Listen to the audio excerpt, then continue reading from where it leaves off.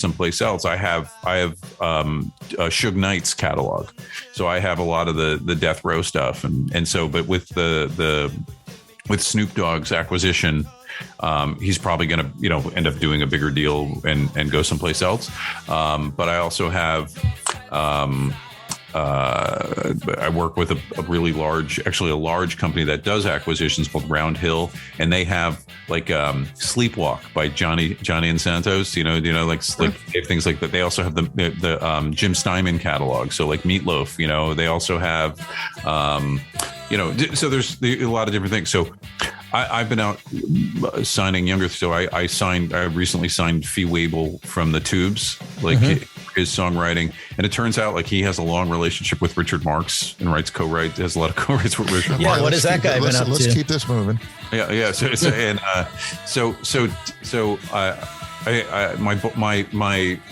CEO of my sister company put me in touch with the guy who used to, since the early 70s, was with Ronder Music, which is A&M's publishing arm. I haven't heard that name in a long time. Yeah, John. so Ronder is right, and so he did a lot of. So he still has people that he's worked with through the label, whatever, and so he's been throwing people my way for conversations, and so today he's like, I'm gonna have Greg Prestopino give you a call. And he's like, Greg still owns a lot of his copyrights. You should talk to him, blah, blah, blah. So, I end up with a 90-minute call from Greg Prestopino. And so I'm looking to see who Greg is. And Greg, thank you. Yeah, I'm getting there. Okay. It's called Build Up. I'm just like, who's he talking about? So Greg Prestopino is like, he is a vocalist and songwriter, and he's a producer. But so so the first credit that sticks with me, he does background vocals on Midnight at the Oasis, and he's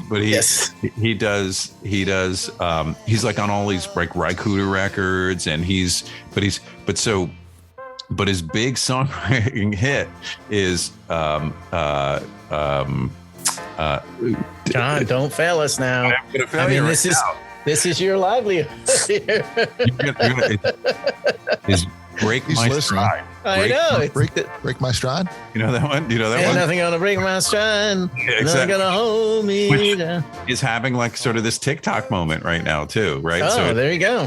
But it's like, so I'm talking to him, and it's like, it's always interesting to find out. It's like, what do they know? Like and this is someone who's smart enough to hold on his money, but it's like, hold on to his copyrights, but he also doesn't know exactly where the flow is coming from. He's like, well, I'm an ASCAP writer, so they're collecting my money. I'm like, well, that's just the performance side of it. I'm collecting the reproduction side, the mechanical. So ended up having this interesting conversation. That's kind of cool that you get to explain all that to him. Yeah. So you don't know where your money is, do you?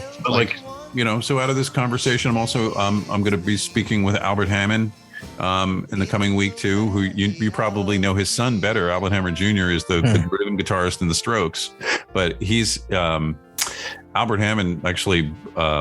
Trying to think, off the top of my head, I'm trying to think what it is, but he wrote the music to All the Girls I've Loved Before with he's got all the girls he has, So that the American Songbook up for you though, he's going to be like I talked to this guy. You got to talk to him. It's John Rasso, and all these Guidas that played with Frankie Valli and stuff like that. The Frankie Valli guys. That's big bucks. That's the Cadillac of my industry, Chris. He sold his. He was right. He was his name. I'm talking about the rhythm guitarist who actually wrote Sherry Baby. Bob Gaudio wrote every single one of their hits. All right. He did one of those like $100 million deals. But, yeah. If only, Chris. If only I could get a Bob Gaudio in my portfolio, I'd retire. Then they'd make me partner. Right, just taking 3% off the top of whatever, like you were recouping for him, right, Tom? Right, John? Hey, Chris, I take a hell of a lot more than 3%. Look out! That's my man. You got Morty working for you too. There you go. That's what I mean. You're making the pitch to that guy. I'm like, look, listen, if you sign with me, I'm Is that gonna part make of the deal, sure. John? Can I ask you? I mean, it's getting a little close to the bone, but like, What? do you mind if I ask you? Like, it's like one of those things. Like, We can't talk there's numbers. things in different industries that are out there. So it's like 50%. I put together plans for construction projects. So it's just water construction, so I put it together. There are guys in an office that look through my plans, and all they do is look for holes in it so they can claim extras on, so I'm going to pay them for this. This goes out, blah, blah, blah. And these guys, all they do is sit in the office and they try to poke holes in your stuff. They put in a claim for an extra, so it's above and beyond the contract price. And I'm going to have to pay that if it's a legitimate claim, and like these are all whatever the terms that we throw around. But that guy, since he's getting a salary, there's no doubt about it. But his bread and butter is the fact that he's able to go into his boss and say, hey, look, outside of the contract price, it's a $3 million contract, but I just picked up $30K on something that they blew because they didn't have this widget called out in the specs correctly or in the details correctly. And we need to have this. They need to put this in. I saw it. I'm insistent upon, and whatever the things are, that guy's picking up a percentage on that money. Like the boss is going to get something too, but it's like he found it. So are you able to kind of like, Wait, are you? Hold on, Chris. Where's the part where the rock star comes into the conversation? Well, the part where the rock star comes in is, John, if you're able to, are you making, is there a commission on whatever, you didn't know, this guy calls you up out of the middle of nowhere and he's like, no, I thought I was paying it to ask. And you're like, no, this is, my title's CEO of this organization. So I have a budget and I have to hit a number. If I hit a number, my bonus looks better. It's not directly, it is directly tied. But that's the end of the day is I get a salary and I get a bonus. And so we hit our numbers or do better. My bonus is better. If it's under, I may not see a bonus, So you're looking for places where you can make money because it all contributes to your bottom line. So if I can recoup more money for this guy who didn't know that, Bob Peterson was picking up his money and you're not even supposed to be getting the money. It looks like you're not collecting your YouTube money. We'll collect your YouTube money. We'll collect your TikTok. That's what we do. And a lot of it is right. What we do is your song title, the song titles are wrong. The writer credits are wrong, but you don't have, there's these, there's identification numbers called ISRCs and that you want to have correctly associated with the right this sound recording is of this composition that you wrote. And so whenever some audio detection goes, we hear, like a Shazam identifies that song being played. They know, okay, that record is being played. Oh, that record is of this song that this person wrote, and this is who we pay for that, right? So we're always putting the chain together, and as a result, we sweep up more, and everything that we put through, we get a percentage of that. But that gross of all the percentages that we collect of the work we do, that I have to hit my bottom line. You're not.